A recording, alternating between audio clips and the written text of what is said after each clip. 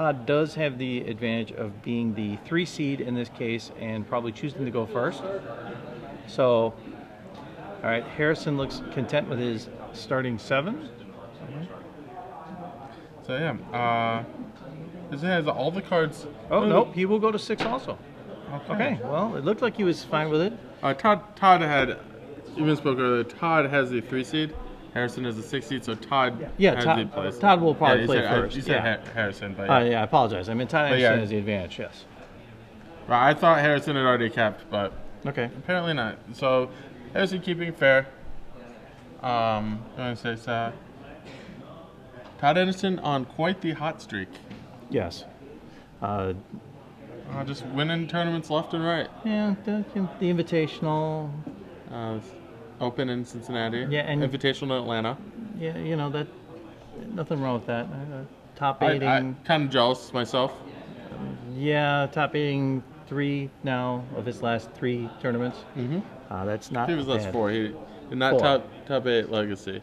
Well, I'm talking about. He didn't play. He didn't play. He skipped it. So yeah, technically, yeah. If you want to include the Invitational, this one and that one, yeah, it's pretty good odds there for Mr. Anderson. Looking very good, and like I joked with him at the beginning of the day, it's Sweetest Day, and I think another trophy would not be a bad thing to bring home the day after, because obviously we're not going to play all the way through, but if he wins here, he's in good shape to bring Kylie another trophy home. Yeah. All right, so... I don't think he gives his trophy to Kylie. No, but her trophy is still bigger. Just remember that. Okay, it looks like Harrison is going to mull to 5 now. For those of you just joining us, this is the Star City Games Invitational Quarterfinals of Standard. You have Todd Anderson playing blue, white, red tempo against Harrison Deemer, who's playing a Jund deck. He is now down to 5 on the mull. It is with Todd on the play. This is looking very, very good for Todd to get this first game in. Obviously, anytime you mull to 5, it gets tough, because now all of a sudden, you know, what you keep can be really sketchy. Yeah, you keep anything with lands, basically. Yeah, I've seen that before. I forgot who it was. I forgot what event I was at. He mulled to 4, and he was like, you look and he has 3 lands and something he couldn't play for 3 turns, and you're thinking, best hand ever. Yeah, he ended up working his way to a win. It's like, wow. Like I said, Magic is a strange game. Yeah, good thing you get to draw 1 card every turn. Yeah, I'm waiting for the card. Please do not allow your opponent to draw a card. Yeah. The ultimate negative Magic card. Do not draw a card. I believe there's a card, something like a Possessed Portal. Does something similar, but I'm less crazy. Looks like we're going to be underway. Todd Anderson starts off with a Steam Vents. But he does have a negate in his hand right away. And the Essence Scatter. Or the Essence Scatter, I apologize. He does not have a negate in his deck. Okay. I believe, yeah. He has Syncopates and has 2 Essence Scatters. Yeah. So right now, with Harrison behind, it'll help that Todd can literally stop his first spell right out of the gate, really putting him further behind. And so Todd actually does not play a 3rd land on his 6 cards. Does have access to Unsummon. Along with Restoration Angel, Snapcaster Mage. Dice Saint Draft and Pillar, or maybe Searing Spear. Yeah. So he really does. Card. So Todd really does need to get to his 3rd land quickly to be able to go. All right. You're gonna play some Ashcoat Bears. Thunderball Hellkite drawn for Todd. Not the card he was looking for. Okay, that will take Harrison down to 18. And that will be met, well, not down to 8. That will be met with Abrupt Decay. So he will not go down to 18. He might have played at the end of turn, nope. Okay. He cannot cast that card. Can we get a judge? He does not have 2 black mana. Yeah. Unless that. Oh, jeez. Unless that lands a swamp. All right, that's gonna be that's really iffy. Yeah, we need to stop. That's awkward. And he just drew the card off it too. Hopefully he did not shuffle his hand. Hopefully like caught it in time. We are not close because we do not want to give the players advice when we're talking about. Yeah, Harrison. Just to recap, Harrison does not have the 2 black mana to pay to cast his Underworld Connections. Yeah, that is 1 and 2 black. Be able to tap the land to draw, lose a life, draw a card. He did draw the card. Now the question is did Harrison do what most players do and shuffle their cards when they get them? Oh, yeah, absolutely. If it hits your hand, it's in your hand. It doesn't matter if you shuffle or doesn't matter if doesn't matter what you do with the card once it reaches the rest of your cards. Well, this is a very precarious situation here for Harrison because he slammed that down like it was a for sure given that he had that black mana, and I wouldn't be surprised if he actually has, some swamps in hand that he could have just casted anyway. But so how are they going to be able to rewind this situation once the card went in there? Now, if he had not drawn the card, we could have rewound it. Maybe depends on how long it honestly depends on how long has passed. He did not take an illegal game action of drawing a card, assuming the Underworld Connection is in play. The problem was casting a card he was not allowed to cast. So I mean, once again, like penalty guidelines aren't my forte, and I'm not the one dishing out penalties. I'm just the one getting them. Yeah. Well. So I'm not sure. Not sure how the judges will handle this, or what kind of infractions are done. It's pretty clear what happened. Yeah. Judges will be just making sure everybody is clear on what actually happened. For those of you, we talked a little bit earlier about Todd Anderson and this being Sweetest Day and him potentially bringing home a trophy for Kali here this weekend, and she's here heading to the event. I'm going to make a quick side here that my wife was nice enough to tolerate me going away this weekend and on Sweetest Day, and kind of tough with being away, but she's a trooper about it. So shout out to Mrs. The Beam. Yeah. Yes, and thank you for your patience through that. Okay, so we are still having a judge situation here about this Underworld Connections. It will be interesting here to see what happens here, because could this possibly result? It's entirely possible in a game loss. And what a crushing blow that would be, considering Todd's deck is now so far behind with the fact that he's not dropping lands. I'd be fascinated by that. I would be very surprised if it did end up in a game loss. I would not. I could see this. If I had to guess, I would be one of two ways. I could see too much time has passed. He's going to randomly pick a card. Okay, if he rolls anything but a 6. So so we're gonna put one card at random back on top. And does that mean the Underworld Connections goes back? Okay, Underworld Connections is gonna go back to his hand. Todd is also gonna put his card back for the turn, and basically draw it again. So they're gonna unwind. Okay. The full turn cycle. Yeah. To Harrison's main phase, to the last illegal game action. But we do know that this will hurt Todd because he will not draw that third land. Oh, he's still not drawing his third land. No, he's still not drawing the third land, but it still puts him in not a good situation for him to be in. Let's see what Harrison does now that he has mana on the board. Let's see if this time, like you said, he does play the black land. Yeah, with his 4 lands he just passed, and Todd drew his not land and passed as well. And basically what ended up happening, Harrison put a random card back on top. Okay. Just to prevent him from having access to his full set of cards. On his turn. Okay. All right. So there's the mana we were talking about. Yeah, that's probably why Harrison just slammed down his Underworld Connections. And he paid the 2 life for it, so that should take Harrison down to 18. But will that be met with? Oh, he has nothing to do with to stop it. Okay, so that goes through. Todd draws in land finally. Draws the land he hates the most in this deck. He says his Moreland Haunt is very, very bad. Yeah. And that he wishes he did not play it. Okay. Well, it's good to know. It's coming back to bite him. He said he would have a white source, and if he would rebuild the deck, but he just he basically trusted the list he found.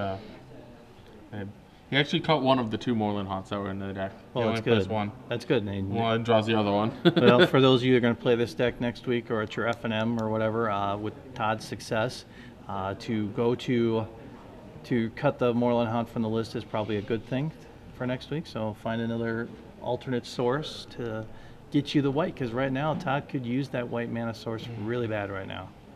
That means Geist on the board, which could make a real impact for him quickly. All right. Yeah, Harrison does not have a ton of answers to the Geist of St. Draft. Nope. His primary are Huntmaster of the Fells, Thragtusk, and an overloaded Mizium Orders. Okay, so he draws a card off the Underworld, and we'll go down to 16. Looks like he has a Rakdos Return in his hand, Olivia in his hand. So Olivia's going to get, it could get Searing Spirit. I actually would have preferred a Searing Spirit, assuming Todd has it as one of his red cards. Okay, plays a land, tap, go. And with Harris is committing the cardinal sin of having both original Ravnica and Return to Ravnica Blood Crypts in his deck. Completely unacceptable, Harrison. You can buy those at SCGINDY.com to just complete your buy set. matching ones. Yes. Or trade for matching ones. That's true. Plenty of people here this weekend doing that also. Okay, we looks like here he wants to do maybe a Farseek at the end of turn here against Todd. Okay, yes. More mana gives Harrison an easier opportunity to not worry about playing, to allow him to play Underworld Connections without any issues. Okay, goes for another Blood Crypt. This time of Return to Ravnica variety.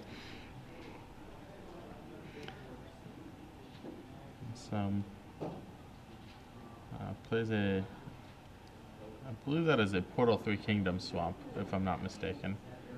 All right, Todd now hits his 4th land, still no white source, so unable to play cards in his hand, including Restoration Angel right now, which, you know, would at least provide some sort of offense out on the field. The Geist is out in his hand.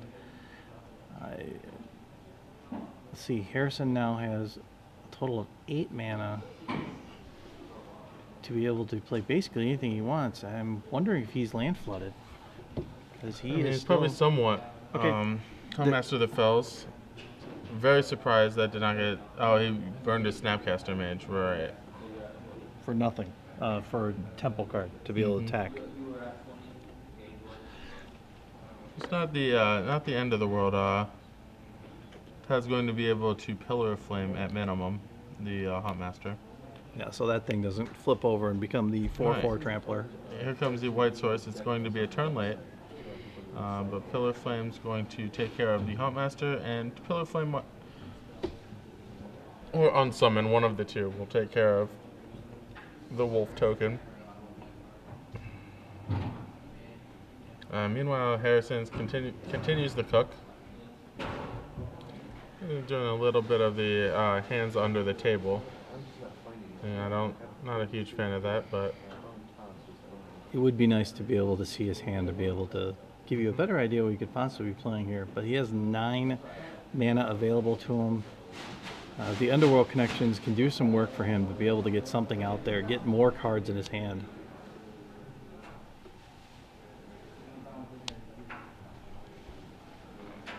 Okay. if you can see, Harrison's actually keeping his hand under the table, which is not a. That's not illegal, is it? I mean, it's not. You're not changing your card. Yeah, it's just not something normally done. All right, here comes a big old Rakdos return, and Todd Anderson's seen enough. Okay, well this He way. would like to play the game with more spells. Yeah. Next time. And now they both have access to their deck lists here, so. Yeah, great success for Harrison Deemer. Yeah, let's take a look here. Todd Anderson in his sideboard, 2 Dissipates, 2 Negates, 3 Supreme Verdict, 3 Dungeon Geist, 1 Tamayo, 2 Sundering Growth, and 2 Purify the Grave.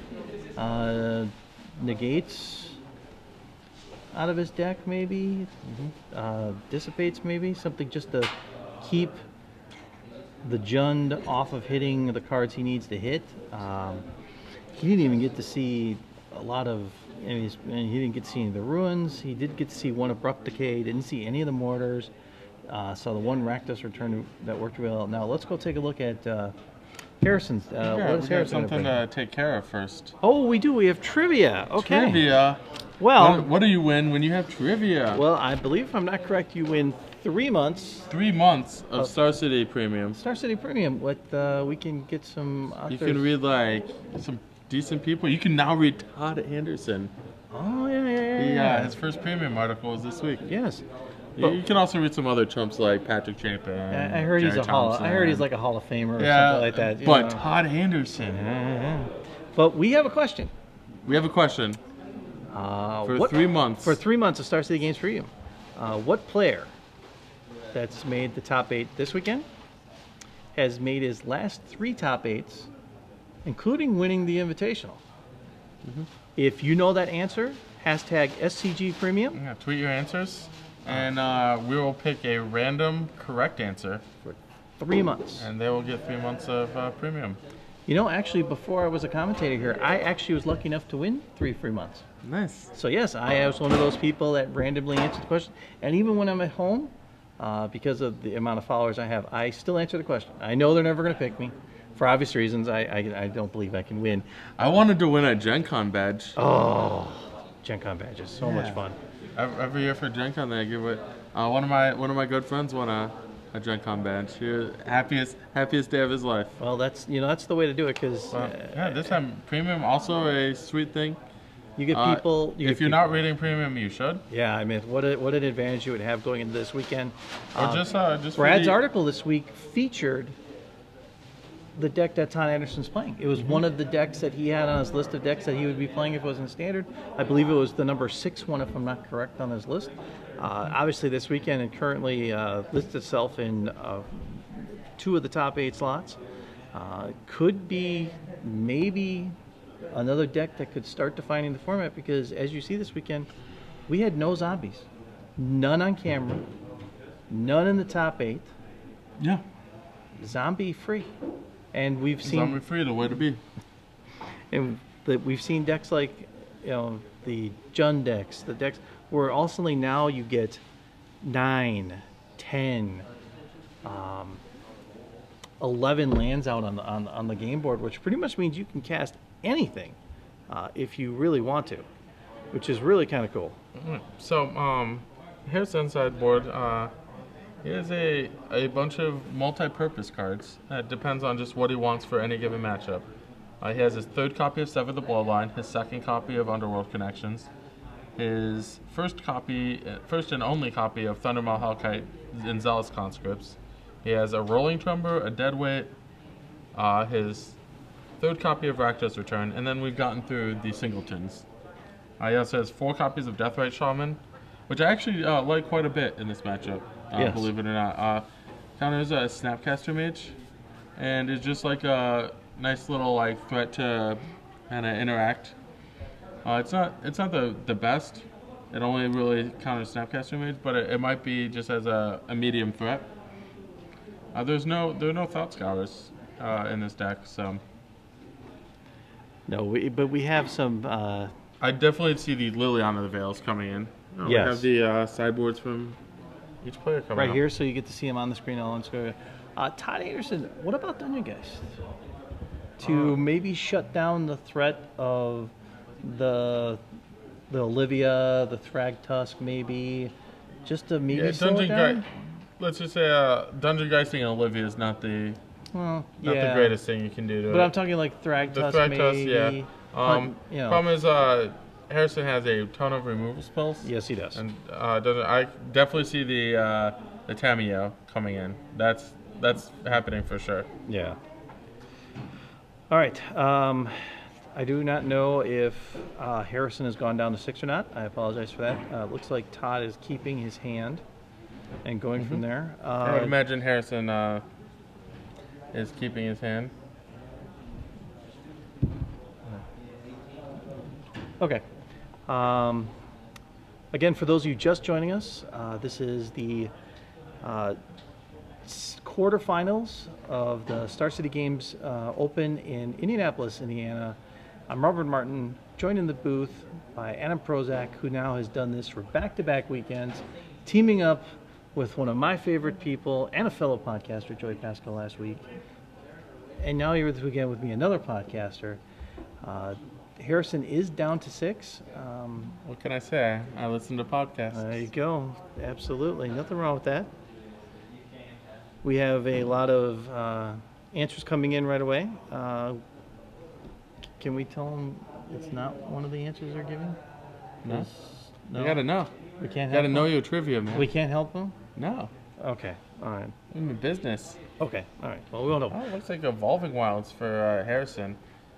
I actually really like Evolving Wilds is. Yeah. Okay, so Todd Anderson's able to come out with 2 lands, steam vents right away to be able to get out there. He now has access to all his colors. He has 3 more Hallowed lands. Fountain and Sulphur Falls for Todd, so he's got. Yeah, he has 3 lands more. No white mana problems this game. No. No. Harrison still getting his Evolving Wilds land. Yeah. So Mountain is the basic of choice. All right.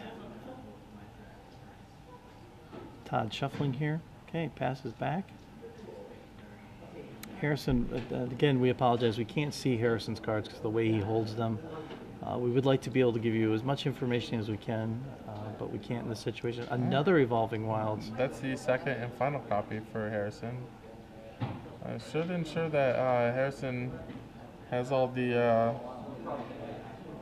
either it has a very poor mana draw or a very good mana draw. Okay, so now he has red-black, which is good. That gets him 2 out of his 3 colors. My assumption is he has the 3rd one in his hand, or the availability for it in his hand. I would imagine. Yeah. I said Harrison deck does not have anything early, but it falls into that 4 or 5 category for creature casting. Its cheap cards cost. I mean, its cheap cards are all removal spells. Yeah. It does not want to overwhelm you with a threat early. Which is a change from what Zombies does. Zombie was the overwhelming early presence. Yeah.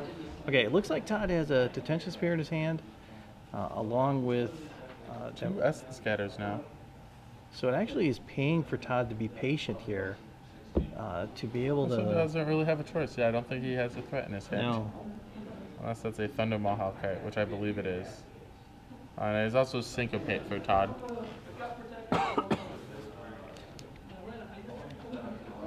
Alright, so let's play lands for the first 5 turns of the game or whatever.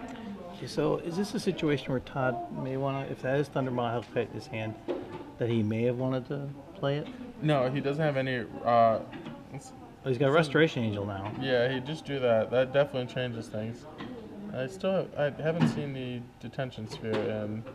Oh, there it is. Okay. Yeah, so that may make it more likely that Todd could have just slammed his Thunder Mahal kite. Okay. But now this is just not particularly close. He gets to basically not cast the Thunder Mahal kite until the gates are down. And now Geist. Excellent draw for Todd. Yeah, this And game if you're real Harrison, quick. you can't have a draw like this. You got to play something. Yeah, I mean this is a game that could go really quick for Todd. He's got answers in his hand for basically anything Harrison decides to play right now. Mm-hmm. This is definitely what the blue-white-red tempo deck completely does. When it's played to its full ability, it basically gets his threats out and then allows Todd to sit back and go, okay, well, you're going to play this, I'll counter that and stop that, and I'll let my guys go through and win. A lot easier to execute that strategy when your opponent decides to actually play nothing. 5 turns. So Harrison's still looking for his first play of the game. Maybe in Harrison's case, this is We have dropping a Huntmaster, maybe. Very interested party coming over to watch our screens. Don't worry, Todd's winning. This game. First game, he decided lands were optional. Yeah, lands are not optional in Magic. No. Very, for the most part. Yeah. All right, Harrison deep in thought here on this he one. Probably has something to play for a change of pace. Okay. Taps 3. Once Liliana the Veil. That is going to be... That's going to resolve not the card I would have chosen. He really needs to save that for when the Geist of St. Traft is the only creature in play. Yeah, but maybe he had nothing else to play right now, and he's going to... I can't...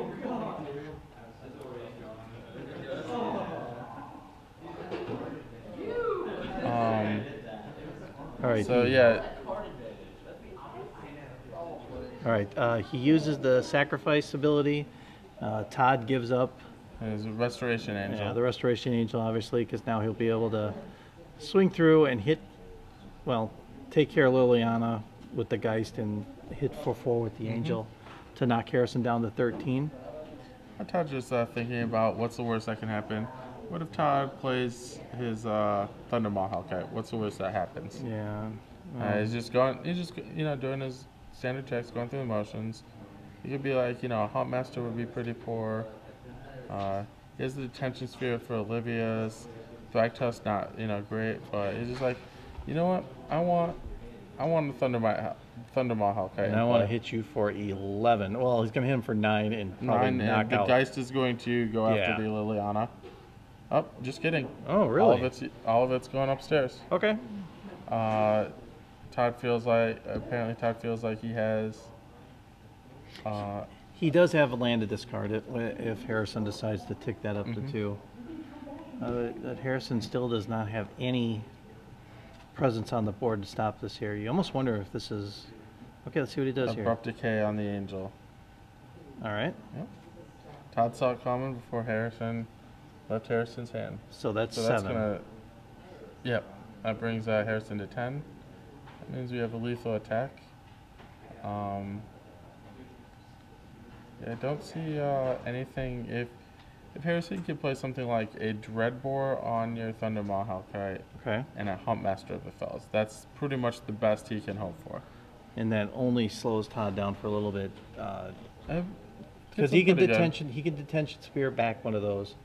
Okay, so he does tick. Todd throws away the land. Looks like Harrison discarded.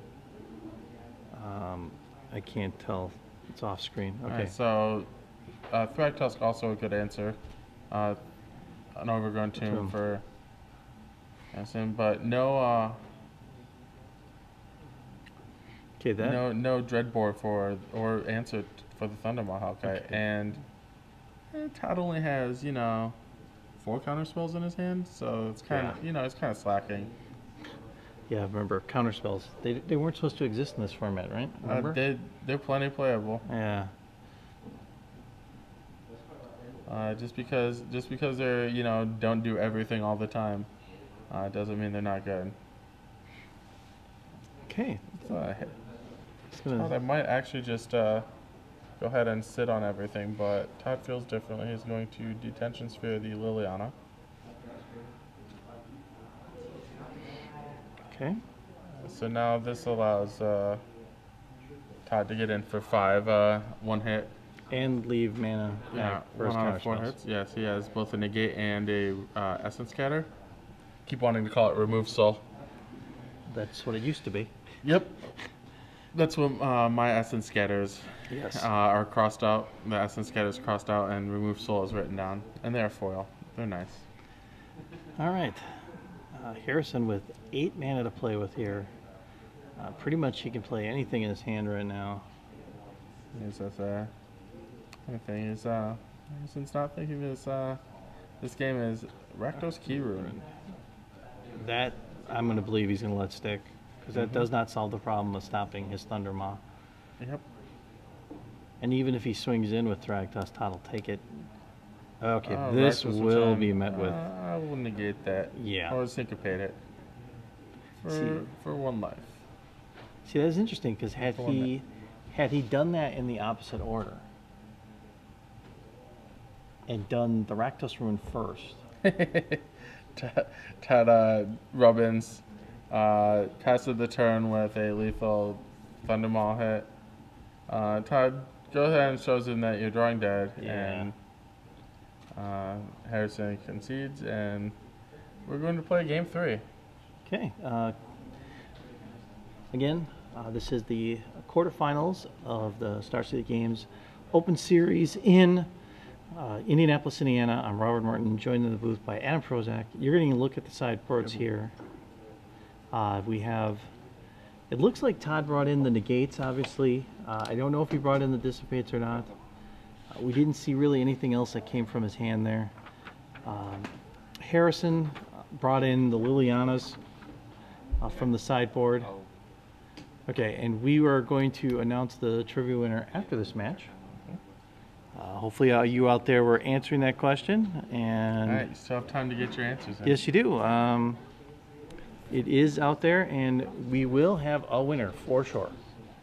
So again, for those of you that want to enter the contest, the hashtag is SCG Premium. Get yourself 3 months. Hashtag SCG Premium. Hashtag SCG Premium. Get 3 months of the best content on the net, including one of my favorite authors, and Mike Flores, who did the official Miser's Guide, who I was very fortunate enough to have. I've had Mike Flores, I think he's the one who's been on the most. Yes, I think he's been on 3 times. Always previewing stuff. The first time I interviewed him, I actually interviewed him just to talk about Mike. But the other things he interviewed, but basically on the stuff he has. The official Miser's Guide, available on Star City Games, a very good guide to improve your Magic game, but also Mike kind of really works well, kind of like a lifestyle coach. One of the chapters in the book at the end, he talks about spending a day just smiling. Spoiler alert. Yeah, well, that's a chapter. Yeah, you're giving I'm giving you one comment in one chapter out of 30 chapters in the book, in the digital book. Well worth the investment in getting that. Like I said, he has the ability of, like I said, a lot of people need to learn life lessons. You know? So, okay, we're going to go back to the match here shortly. Harrison sideboarding still. He's got one of those difficult sideboards to handle. If you're gonna have a lot of multi-purpose cards in your sideboard, which I like, yes, write down some sideboard plans before a tournament. Other thing is, Harrison might have done that and not gotten the blue-white-red tempo deck. No, somehow I don't think that was on probably the list of his It deck. could be. It would have been on mine. It will be now on everybody yeah, else's. Next weekend, there will be no one down in New Orleans that will not have a sideboard, at least a card or 2 set up for it. And speaking of that, next weekend, down in New Orleans, we have Adrian Sullivan and Joey Pasco. Doing coverage. And I guess at Mox Ruby. Yeah. Ruben Bressler. Ruben something or other. You know, yeah. I hear he's kind of funny once in a while. Every once in a while. Every once in a while. I have to give Ruben props. I didn't think there would ever be a Magic satire thing that is consistently humorous. Yeah. Most of them get really old after. I mean, there's been plenty of Magic satire sites over the years, and some are really funny for like a piece or two. But I think the news innings routinely good. Well, the one thing he does is at the invitationals, he does it live, and as much as I always miss it. Well, you're usually playing. Nope. I mean, no. I have not been playing during a live news inning yet. Oh, okay. The thing about it is it's easy to be able to have second and third takes and multiple takes, but to be able to do it live in front of people, that's never an easy thing to do. It's actually just like Ruben's personality. Yeah. Like he probably just if he just carries around a notebook and just writes down like things he says, he probably has an entire show. So now you just get to see Ruben in his natural habitat. Yeah, he for the invitational, he went to a comedy club that night and did stand up live, which I thought was great. I had a blast watching him go. So okay, here we go. Harrison's deciding on his hand. Looks like he had, when he pulled up, at least 3 land. I believe, if I'm not correct. Yeah, I think if I'm not going to say it's like might be more. Okay. But yeah, he's not hurting for lands. He's keeping. Yeah. Looks like Todd has 3 lands. But no red source has No it red right sources, but also no red cards. now. Okay, well. So, works out. If he never draws any of either, he could probably still win this game. Yeah, well, that on the back of that on the back of Geist of St. Traft will do that for you. Okay. All right. Duress. I really like this this play Oh. from Harrison. Just maybe not on turn 1, but the Duress in the deck. If Todd was going to lean heavily on counter spells, you got to know what's up, basically. Okay, so if you're Harrison, We get the negate or the syncopate. It depends completely on Harrison's hand. yeah. I mean, if he has like creatures that he wants to play on curve, then he's clearly going to take the syncopate. If he has something like, say, a Liliana of the Veil, I'll definitely want to take the negate. Okay, well, the syncopate goes away. If he has nothing, I'd probably just default to the syncopate because that's the one that's going to be played on curve. Well, there's the searing. There's the searing spear without the ability of having a red source. All right. Harrison has access to all colors of his mana now. But will he have anything to do? He brought that in. He has 2 Duresses. So he's going to play Rakdos Keyrune, and Todd's going to oblige him play his negate. So Todd does not have the ability to cast anything, and Harrison knows most of it.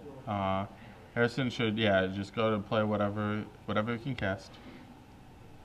Here's Huntmaster. And I like Harrison's play of just getting the negate out of there. Letting the Keyrune, you're gonna get something.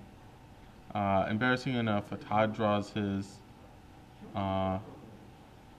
Sundering Growth shortly after Todd negates the Keyrune. It's like just a second too late. Yeah, and Todd plays a Restoration Angel on his turn, primarily so the Huntmaster of the Fells does not flip, which walks it right into Sever the Bloodline. And Harrison attacking for 4 with his Huntmaster of the Fells, and Todd's in trouble. 2 Snapcaster Mages. He's bringing it out just to use it as defense right now. And to prevent the Huntmaster from flip. And also, like, takes down and saying if, like, say Harrison would have a Rakdos return, Todd is probably going to lose this game. Yeah, we'll see what happens right now. So yeah, Evolving Wilds for Harrison. I do like Evolving Wilds in these Jund decks. Allows you to get away with a couple extra cards like colorless lands like Kessig Wolf Run while maintaining your, integrity of colored mana. Yeah, because he does need 2 of each in that situation. Yeah. Okay, he's gonna swing in. Oh, just kidding. He knew you were he knew you were trying to call the play. Of course. He's just like, I'll take that back. Just kidding.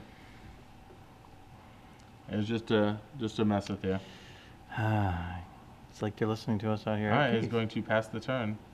Snapcaster Mage also getting called. So we have an update from another table. We have Andu Tenjum. He won 2-1 over Chase Lamb. So that's 1 Jund deck in our quarterfinal or semifinals. Yeah. And Todd, like the excellent Magic player that he is, he draws a Detention Sphere off the top and is able to send with both of his Snapcaster Mages. Okay. Harrison, I think, smartly takes it because I believe Harrison, if he can play any spell he draws, and then if he plays another land, he can flashback the Sever the Bloodlines on the Snapcaster Mages. So Harrison's going to have a play this turn, more than likely. Yeah, that'll take Todd at least down to 14 here, because he will swing with the wolf token. There it is. Yep. So, wow, all the results coming in. Really fast. Valka wins 2-0. His 4-color Reanimator deck, he defeats Brad Ear 2-0. Yeah, the 8 seed manages to win to move on. Okay, the Sever the Bloodline takes care of that. The little wolf that could. Yep, and Todd's still not hitting a red source, which is critical because he could get rid of that wolf token. help things go there. But this wolf token, 2 at a time, pinging away. Anything would be helpful here. Okay, another swamp.